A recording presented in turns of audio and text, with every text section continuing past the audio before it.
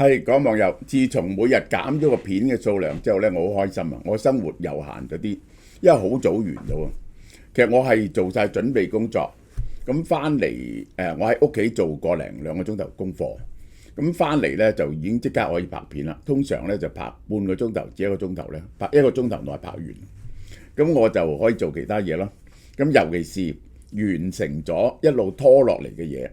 即係我會用啲時間去做石火光中74年啦，仲有我而家個深度計咧，仲有7、8講咧就完成㗎啦。咁然後咧就會俾心機做九陰真經。九陰真經需要好多時間準備。呢個係一本我相信係傳世嘅書嚟嘅，傳世嘅書嚟嘅呢個就係嚇。咁就繼續講埋石火光中，仲有7、8講，我就先講講。我心中有晒嘅 schedule。我呢次就係講緊呢個殖民地時期嘅時代片，即係反映時代嘅片。然後呢，我就會講麥當雄呢個人啊，我會講麥當雄呢個人。咁然後呢，我就會再講一啲好重要嘅人，我一定要講喺呢個麗的時期。譬如我所認識的李少紅，其實同我合作得最緊要嘅人就係李少紅。麥當雄、李少紅係最重要㗎啦。咁我嘅好朋友阿陶容雄啦，呢個係呢一個阿欣姐啦，呢個係我嘅3個徒弟啦。咁然後呢，我就會翻去講呢個青春劇。結果呢，我係憑青春劇再打到無線腰斬，而無線反攻都無力。我哋嘅收視率呢係去到55-45。呢個時候呢，我哋就要離開呢個麗的啦。我要講呢件事點樣完成。由麗的總公司講到呢個悲劇點樣完成？暑假修身計劃嚇，食呢3隻嘢 routine。一隻咧係雜果沙律，我日日食㗎嚇。雜果沙律食飯前食，咁然後食完飯咧 either 食蘋果醋或者菠蘿醋，308蚊一盒減到148蚊一盒，148蚊一盒啊！暑假修身計劃嗱，呢個就145蚊嚇。咁嗱，大家睇見呢個時候我拍嘅幾種片咧，都力求創新嘅。其實呢個就係拍呢啲叫時代劇，即係反映呢個時代嘅戲。咁咧，因為脫離咗我哋嘅想像啦，我哋嘅印象啦，我哋嘅記憶啊，所以咧唔係懷舊嚇嘅時代。殖民地啊，就係個戲嘅引擎。我哋講香港一笪咁獨特嘅地方，我哋唔能夠唔回顧呢個殖民地嘅過往。殖民地係有佢嘅特性嘅。嗱，首先咧就好重係寫買辦，你哋唔知道買辦係乜嘢啦？呢個 Comprador 呢個買辦，呢個係買辦咧就咁嘅。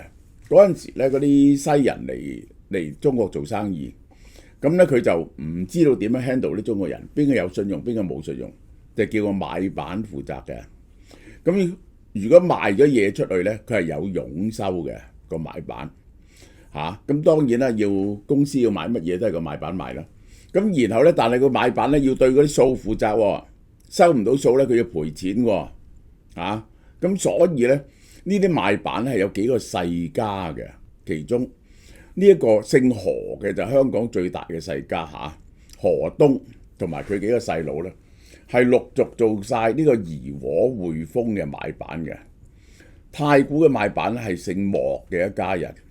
全部呢啲人咧，何東咧係即係荷蘭人同呢個中國人嘅混血兒啊嘛。佢哋啲英文又好多時咧都係喺黃仁中央學校出身，黃仁出身。咁咧就係咁佢哋咧就英文好流利咧。佢哋係有佢哋嘅一個圈子。咁呢個圈子咧好多時咧就係啲混血兒，混血兒咧又會俾嗰啲正統嘅英國人咧歧視嘅。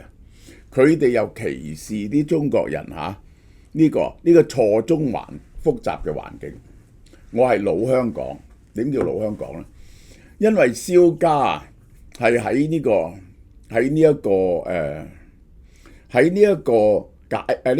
日本入侵之前已經嚟咗香港，3幾年已經嚟咗香港。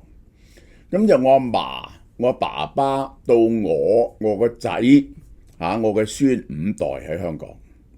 咁我細個嗰時咧，我幾歲時仲有坐轎上堅島㗎，我坐過轎㗎，呢個就係咁樣咧，冇人拍過呢個時候喺香港，後來就有啦。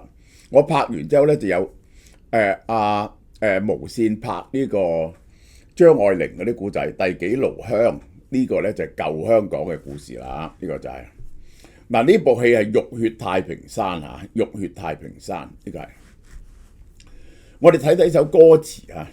嗰陣時去到我哋係呢首歌詞，我好中意呢首歌詞，就係代表即係由盧國沾寫出嚟，代表我哋嘅心境，一定要無線作決死一戰。世事混亂，似靜未靜，站在那死角令我恨難平。誰情願寸地都給你霸凌？只有在拼着活命，拼着活命，退是沒命。命運你休在偽作淚盈盈，你唔好玩我，我那可屈膝恭恭也敬敬，我唔會低頭嘅，天生我志氣傲，絕對不需要你同情。生原是一筆賭注，要勇氣來做決定，賭正顯我真本性，你聽那刺激歡呼聲，勝負未定，決未認明。但令我憂憤是以後前程，我到底棲身於千變世界，心中串串願望，願有一天會達成。結果 TVB 冧咗，而家係講山頂嘅愛情，底層嘅命運遇上豪門嘅權力嚇。劉志榮對馬榮成、馬敏儀、草根男主角。同埋豪門女主，呢個典型嘅一種愛情故事。呢種愛情故事係點啊？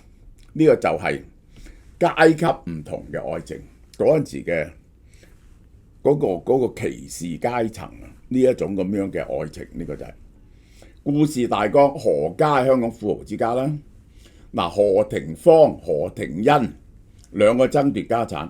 呢個咧何家就係去到呢個，應該呢個時候講話何東幾個兄弟咧，何東幾個兄弟冇乜爭奪家產，但係到何東個仔嗰時咧就係爭奪家產啦。呢個就係周家咧就兩父子，周金同周亞瑞喺何家度做管家同打工嘅。周亞瑞同何庭芳嘅妹何嘉麗，佢兩個喺碼頭相遇，一見鍾情，相約喺太平山。呢個好明顯，我係發現我係受咗阿邊個影響嘅。Love is many a splendid thing， 呢個係生死戀，呢個係生死戀，呢個係呢個周亞瑞嘅青梅竹馬彭官帶，佢又中意佢嘅，因此離家出走，三角戀愛。但係咧，周亞瑞俾何庭芳個仔何飛力，嗱，呢個係典型嘅一種寫法，就係殖民地時候嘅二世祖啊，偷運軍火中被利用，俾警察追捕。何飛力要殺佢滅口，呢個好笑。霍英東個仔嗰個係佢個遊艇仔嚟噶，就係偷運軍火、偷買賣軍火，坐咗監。周亞瑞要先逃命，再捲土重來。呢個就係浴血太平山，走咗都要翻嚟。結果呢，原班人馬再次入局，翻嚟報仇。嗰個就係浴血太平山。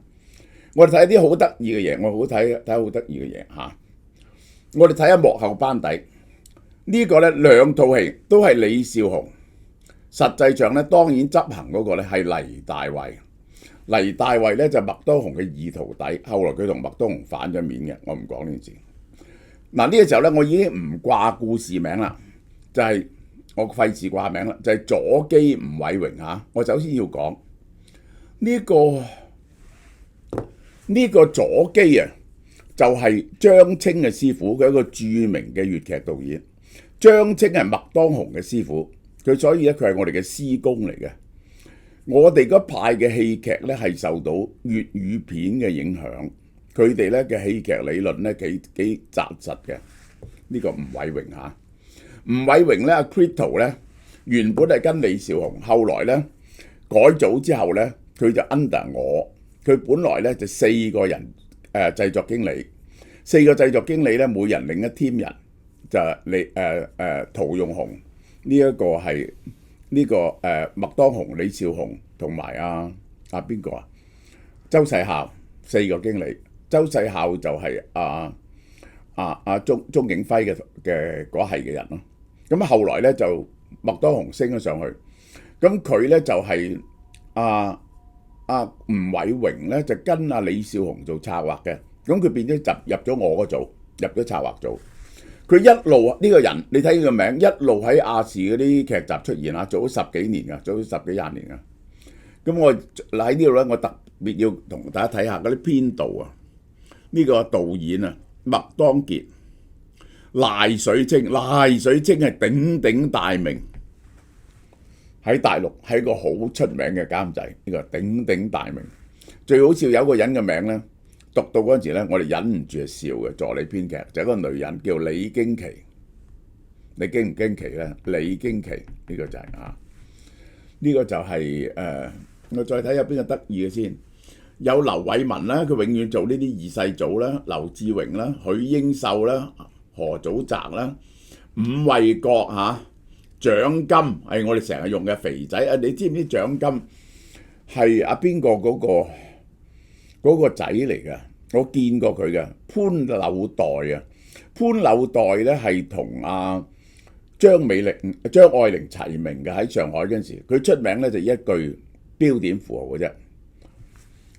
呢個子曰，呢個係飲食男女，人之大欲全然。佢出名咧就咁飲食諗食男標點符號，女人之大欲全然。女人咧係要呢3樣嘢。佢為咗我見過佢潘柳代係30年代喺呢個上海成名嘅3個女作家，包括咗呢個張愛玲。呢個而家你冇人識得佢噶啦，呢個就係我睇仲有咩人先？呢個王一飛原來已經喺度做噶啦。王一飛嗰陣時，黃家駒得唔得意啊？個卡士係柳影虹呢個李壽琪你哋唔識噶啦。呢個關偉倫、梅艷芳、梅愛芳、梁淑莊嘅彭官帶啦，鮑翰林、顧紀君後來都好出名啦。呢啲咧司馬華龍啊，仲有做開探長嗰個，呢個就係再會太平山，依然係李少紅、左基、吳偉榮、趙志堅咧後來去咗新加坡啊。江龍同佢哋帶咗成組人去新加坡，嗰啲編劇同埋啲導演冚唪唥係我哋嘅徒子徒孫嚟嘅。點解去咗新加坡莊偉健編導有莊偉健、健武，我哋呢啲係好熟嘅人啦。呢個就係已經冇咗李京琪喎，冇咗李京琪喎。香港唔係突然出現，喺血同交易中形成。講香港係點樣形成嘅各種階級，呢個就係白髮開始搶鏡用雅烏諾，大家睇唔睇見我點樣用雅烏諾啊？呢幾日你睇住我啲剪完頭髮，啲頭髮白，俾我搽咗落去咧，慢慢變晒黑嘅，變翻晒黑嘅。好嘛？呢段講到呢度。